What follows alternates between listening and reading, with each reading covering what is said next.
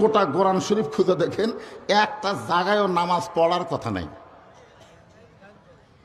আচ্ছা, হাদিসের মধ্যেও নাই, কোরআনের মধ্যেও নাই। এক ভণ্ড আমাদের এলাকায় এক মূর্খ নামাজিকে বলছে, এই তুই যতই নামাজ পড় কাম হবি না। তখন বলতেছে, কেন হবি না ভাই? বা নামাজ পড়ার কথা কোরআনে হাদিসে কোন জায়গায় নাই। আমার কাছে এসে বলতেছে, হুজুর কোরআন হাদিসে নামাজ পড়ার কথা নাই। আমি বললাম নাই। তখন রাগ করে, আপনিও যা ভণ্ডও তাই। আমি বললাম, পাগল, কোরআনের 82 জায়গায় আল্লাহ বলেছেন আকিমুস সালাত, নামাজ কায়েম করো।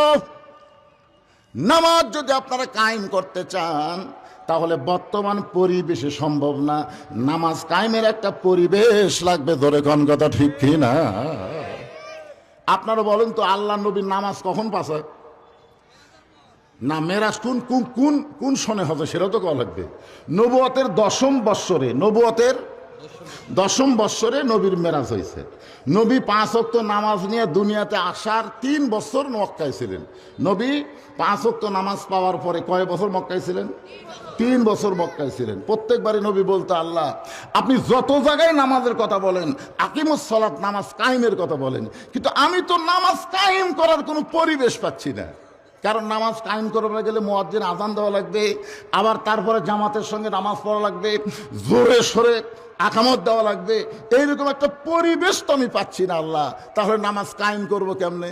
তখন আল্লাহ বলেন, হাবিব, নামাজ কায়েমের একটা পরিবেশ করতে গেলে আপনি খালি ইমাম হলে চলবে না, আপনাকে নেতাও হওয়া লাগবে।